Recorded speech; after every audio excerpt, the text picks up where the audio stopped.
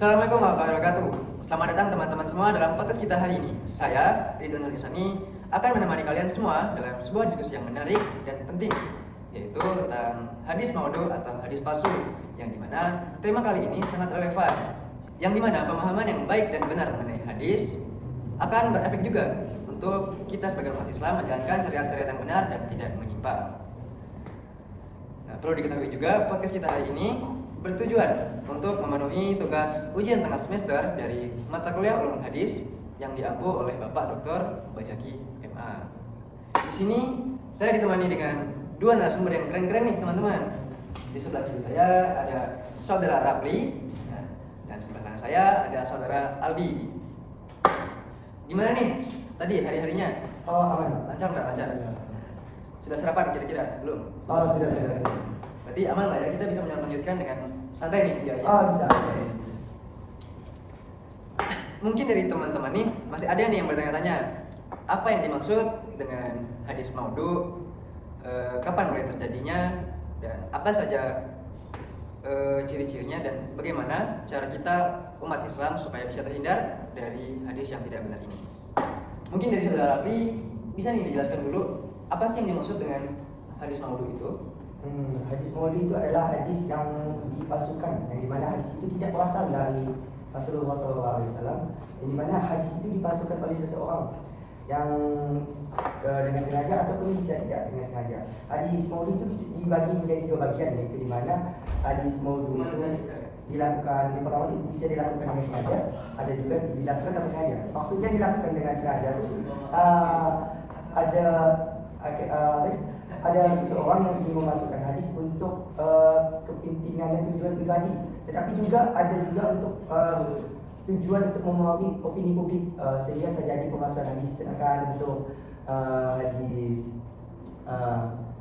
hadis maudhu yang palsu yang dilakukan tanpa sengaja itu maksudnya itu hadis yang dipalsukan oleh seseorang, tapi tanpa sengaja, yang dimana ada kesalahan dalam penafsiran, dalam salah menangkap artian dalam meriwayatkan hadis, jadi akhirnya itu terjadi pemalsuan hadis. Kira-kira kapan sih kalau kita melihat sejarahnya mulai tersebarnya hadis-hadis palsu dalam Islam? Mulai hadis-hadis palsu dalam Islam dimulai dari tahun 631 sampai 632 sampai 661, yang dimana hadis pemalsuan ini berawal dari pada masa Utsman dan Ali. Berarti mulai muncul hadis palsu dalam Islam itu bermula dari zaman para sahabat ya. Apakah ada nih faktor yang sangat berpengaruh dalam tersebarnya hadis-hadis palsu?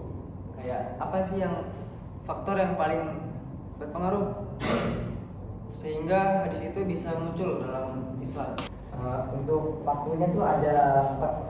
Yang pertama itu jelas yang faktor ada pemalsuan hadis. Yang pertama ada dari kematian Nabi Muhammad SAW, itu faktor pertama yang paling berpengaruh. Kedua tuh ada perbedaan pendapat tentang khilafah. Yang ketiga tuh ada pengaruh budaya dan tradisi Islam pada waktu itu, dan yang terakhir tuh ini yang sangat-sangat penting yang terjadi akhirnya terjadi pemalsuan hadis itu karena adanya keinginan pribadi dan tujuan pribadi dari orang yang ingin memasukkan hadis. Jadi faktor utamanya itu mereka berani memasukkan hadis karena kematian Rasulullah ya? Karena kematian Nabi Rasulullah, karena waktu beliau meninggal itu terjadi kehebohan dan keguncangan hebat pada masa itu. Karena kehilangan sosok pemimpin dalam Islam, akhirnya banyak orang yang ingin memasukkan hadis, dan juga di masa itu banyak orang yang ingin mengaku-ngaku sebagai nabi, padahal itu nabi palsu. Dengan tidak adanya Rasulullah, umat Islam pada zaman itu yang munafik itu mereka berani untuk memasukkan hadis demi kepentingan mereka masing-masing dan kepuasan mereka masing-masing. Baik teman-teman semua, kita masuk ke sesi kedua. Dari sumber yang saya baca, politik ini dapat menjadi faktor dalam penyebaran hadis palsu, dikarenakan hadis palsu ini dapat digunakan untuk mempengaruhi opini publik atau memperkuat posisi politik seseorang yang memang mempunyai niatan tersebut. Kira-kira dari selain faktor politik tersebut, apakah masih ada nih faktor-faktor yang lain? Untuk selain dari faktor politik, ada juga dari faktor lain. Banyak sih itu faktor-faktor yang bisa membawa itu. Oke, saya sebutkan satu persatu. Pertama itu ada dari faktor fanatisme dan ekstremisme. Kedua itu ada kurangnya pengetahuan kurangnya pengetahuan ilmu terhadap ilmu hadis. Habis itu adanya pengaruh dari budaya dan tradisi, keterbatasan sumber daya manusia. Habis itu ada rasa ketidakpedulian dalam menafsirkan hadis, mengabaikan hadis itu asli atau betul. Habis itu ada juga pengaruh dari agama lain dan keinginan untuk mendapatkan tujuan atau keuntungan pribadi dari orang lain. Kalau dari motivasi agama dan fanatisme kelompok, kenapa itu bisa ikut memicu dalam penyebaran hadis-hadis palsu dalam Islam? Di bagian motivasi agama ingin mengajak kebaikan, tapi dengan cara yang salah. Terus motivasi ekonomi, mencari keuntungan, uang dari penjualan hadis palsu. Dan fanatisme kelompok itu fanatisme yang membela kelompok atau mazhab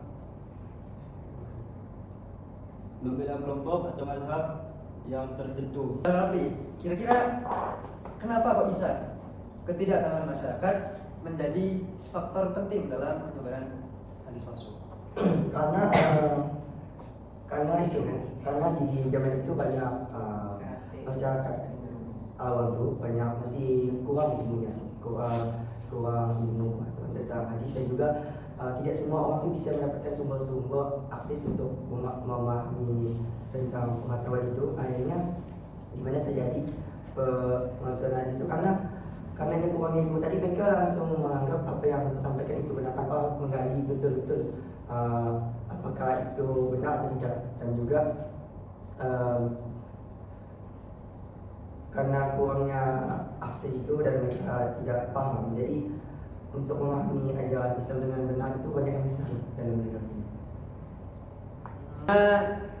Sudah yang dijelaskan oleh narasumber kita cukup jelas untuk kita cerna dan cukup mudah, maka mungkin kita akan lanjut ke sesi selanjutnya, yaitu sesi 3. Baik, kita masuk ke sesi 3. Sesi 3 ini sesi yang sangat penting ya narasumber sekalian, karena di sini ini mencakup kriteria hadis palsu atau ciri-ciri hadis palsu. Jadi saya mengingatkan untuk teman-teman online semua untuk fokus, diam, perhatikan, pasang telinganya, perhatikan matanya. Jangan sampai nanti karena kalian tidak fokus, kalian tidak dapat mencerna dengan baik sehingga menjadi salah paham dalam mengartikan ciri-ciri hadis palsu. Itu sangat fatal sekali teman-teman. Jadi saya minta untuk teman-teman sekalian memperhatikan apa yang akan kami bahas dalam sesi kali ini. Bagaimana narasumber? Aman. Oke. Baik. Sekarang kita masuk ke hal yang penting sekali nih. Bagaimana cara kita mengenali hadis-hadis maudhu, hadis-hadis palsu? Bagaimana cara kita untuk mengenali hadis tersebut benar atau palsu? Untuk mengenali hadis-hadis palsu itu ada beberapa cara, di mana tuh cara itu bukan hanya satu, melainkan ada lumayan banyak untuk mengenali hadis itu palsu atau tidak. Yang pertama itu di mana tuh dalam ciri-cirinya tuh, pertama tuh dalam hadis palsu itu ada pertama tuh sanadnya tuh lemah. Pertama sanadnya itu lemah. Kedua tuh ada perawi itu ada orang yang hadis tapi perawi yang tidak terpercaya. Yaitu ada juga isi dari hadis itu bertentangan dengan Al-Quran. Keempat, isinya itu tidak realistis.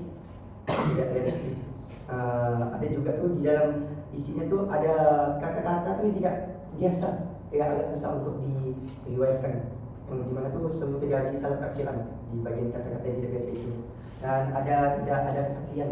Dan dalam hadis itu kan biasa tuh jelas dalam makna dan artinya tuh, tapi dalam hadis palsu itu kesaksian itu makna itu karena ada yang masih ambigu, tidak jelas, diriwayatkan orang yang tidak terpercaya, dan itu ada bertentangan dengan kaidah syariah dalam ajaran Islam. Lanjut, apa saja indikator dari sisi sanad maupun matan yang menunjukkan sebuah hadis itu maudhu? Jadi apa indikatornya dari hadis, dari matan dan sanad kalau hadis itu palsu? Oke. Indikator dari hadis maudhu itu dari sisi sanad, yaitu ada beberapa, salah satunya perawi majhul, perawi tidak adil, perawi tidak mutasil, dan lain sebagainya. Dan dari sisi matan ialah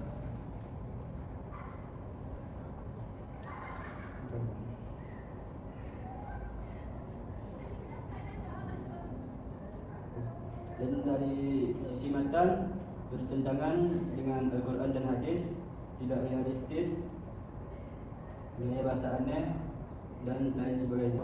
Dalam bentuk redaksi itu, dalam hadis palsu itu sering disebutkan tuh ada 3 hadis palsu tuh. Yaitu pertama tuh ada namanya raka, kana, dan khala. Saya jelaskan satu persatu. Yang dimaksud dengan hadis itu yang disebut dengan raka itu maksudnya artinya tuh adalah saya tuh mendengar. Nabi itu tidak pernah ada menyebutkan kata-kata itu dalam hadis. Kedua juga ada disebut dengan karena itu dimaksud dengan adalah. Di hadis pun juga tuh Nabi tidak pernah menyebutkan itu, karena Nabi itu tidak pernah menyebutkan 3 kata ini. Yang tadi itu ada kalam, itu maksudnya itu berkata dalam hadis itu Nabi tidak pernah berkata dia ini tidak ada. Itu dalam contoh bentuk reaksi. Kalau isi itu pertama yang bisa dikatakan palsu, pertama di isi dalam hadis itu terlalu berlebihan, isinya terlalu berlebihan. Yang kedua tuh dalam meriwayatkan hadis, meriwayatkan hadis itu ada kesalahan dalam sejarah, dalam cerita hadis itu. Yang keempat itu ada isi hadis itu bertentangan dengan isi Al-Quran, dan mengandung kata-kata yang tidak realistis, yang tidak semestinya. Oke teman-teman, dari yang sudah kita bahas tadi dari sesi 1 sampai sesi 3, maka sampailah kita ke sesi yang terakhir, yaitu sesi 4. Nah, sesi ini kita semua bisa lebih santai teman-teman. Kita bisa santai, dengarkan dengan santai, dengan relax, karena mungkin tidak sebegitu penting dari sesi sebelumnya. Di sesi 4 ini kita akan membahas upaya melawan dan mencegah hadis palsu. Nah, saudara Rafi, kira-kira adakah atau apakah ada dari ulama untuk melawan hadis-hadis palsu atau memerangi hadis palsu ini? Upayanya? Upaya itu ada upaya itu pasti ada, yang dimana tuh upaya dari para ulama untuk memerangi hadis itu ada beberapa langkah. Oke, saya sebutkan langkah-langkahnya itu. Yang pertama itu adalah mengembangkan ilmu hadis. Pertama itu mengembangkan ilmu hadis, kedua mengumpulkan ilmu hadis, menguji sanad, menguji matan, membuat kitab hadis, melakukan diskusi, menggunakan metode politik. Yang paling penting terakhir itu mengikuti pendapat para ulama. Itu langkah-langkah dalam para ulama itu dalam memerangi hadis palsu. Kira-kira bagaimana nih peran ilmu matlah hadis seperti dari kitab Jarh wa Ta'dil atau kitab khusus seperti Al-Mawdu'at? Yang pertama itu membantu para ulama untuk memahami hadis dengan lebih baik. Yang kedua, membantu para ulama untuk mengetahui apakah hadis tersebut bisa dipercaya atau tidak. Yang ketiga, membantu ulama untuk mengetahui apakah seseorang itu dapat dipercaya dan tidak boleh diriwayatkan. Yang keempat, apakah membantu ulama untuk umat Islam dengan benar dan tidak terjerumus ke dalam masalah. Nah, sebagai masyarakat awam, apa yang bisa kita lakukan supaya kita tidak ikut andil dalam menyebarkan hadis-hadis palsu nih untuk narasumber? Untuk kita sebagai orang awam itu ada beberapa langkah untuk kita tidak termasuk orang-orang yang menyebarkan hadis-hadis palsu tersebut. Langkah-langkahnya itu seperti pertama itu kita harus meningkatkan ilmu pengetahuan tentang hadis supaya kita tidak salah menangkap hadis itu palsu, hadis itu palsu. Kedua itu kita memeriksa keaslian hadis, apakah hadis itu benar atau tidak. Yang ketiga itu ada kita berhati-hati dengan sumber informasi yang tidak jelas. Jangan terlalu mudah percaya dengan berita-berita hoax yang belum jelas keasliannya, tapi kita tangkap itu semua dengan mentah-mentah. Harus kita salin betul-betul informasi itu betul atau tidak. Juga kita harus mengikuti pendapat para ulama, itu penting karena kalau kita tidak mengikuti pendapat para ulama itu nanti pasti sangat-sangat melenceng, yang mana kita bisa salah menangkapi arti dari hadis yang tersampaikan. Dan juga tidak menyebarkan hadis-hadis yang dimana tuh isinya kita masih tidak yakin, tapi kita berusaha menyampaikan itu nanti jadi hadis palsu.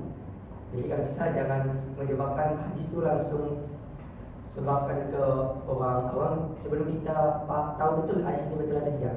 Dan terakhir itu kita menggunakan aplikasi pengecek hadis dan berdoa. Maksudnya itu kita menggunakan aplikasi mengecek dulu apakah isi hadis ini betul atau tidak, sehingga kita tidak salah dalam menangkap hadis ini palsu, hadis ini palsu atau benar.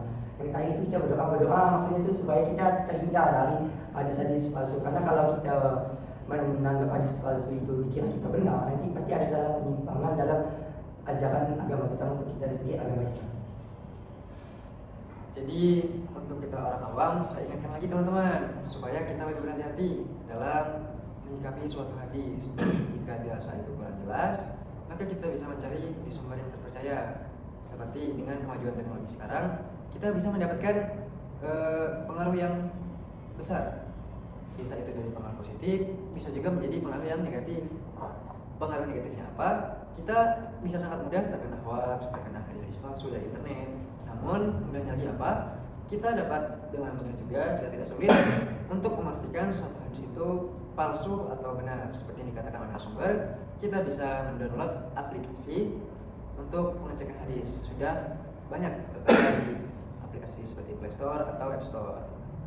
Dan yang tidak kalah penting juga, kita sebagai umat Islam baiknya kita selalu berdoa agar kita terhindarkan dari hadis-hadis palsu, supaya menjaga syariat dan kaidah keimanan kita.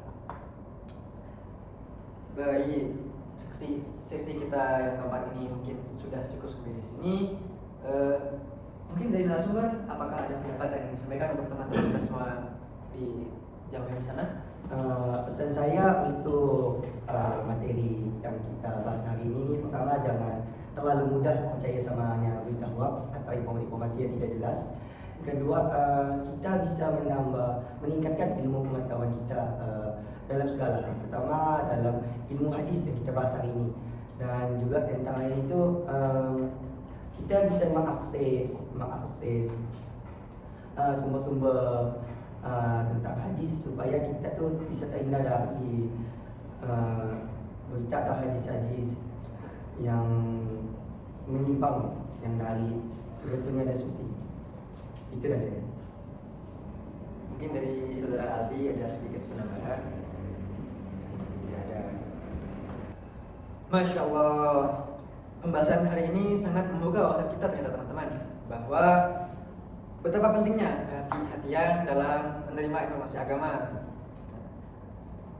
Mulai dari sejarah munculnya, dari faktor-faktornya, dari ciri-cirinya, dari upaya pencegahannya. Dan dengan ini semua kita dapat gambaran bahwa menjaga kemurnian ajaran itu bukanlah tanggung jawab dari tokoh-tokoh agama saja, tidak kawan-kawan. Namun menjaga kemurnian ajaran itu juga tugas dan tanggung jawab untuk semua umat Islam, untuk diri kita masing-masing. Nah, walaupun kita masyarakat awam, kita juga harus berupaya dalam memerangi hadis-hadis palsu dan berupaya tidak terpengaruh atau terprovokasi oleh hadis-hadis palsu. Terima kasih kepada narasumber sekalian telah menjabarkan ilmu yang sangat bermanfaat pada podcast kita hari ini. Juga terima kasih saya sampaikan kepada teman-teman online semua yang sudah menyaksikan podcast kami hingga akhir. Semoga dapat manfaat dan barokah dengan apa yang kita sampaikan, apa yang kita bahas, apa yang kita dengar pada podcast hari ini. Saya Ridwan Irsani pamit undur diri. Sampai jumpa pada podcast kami selanjutnya.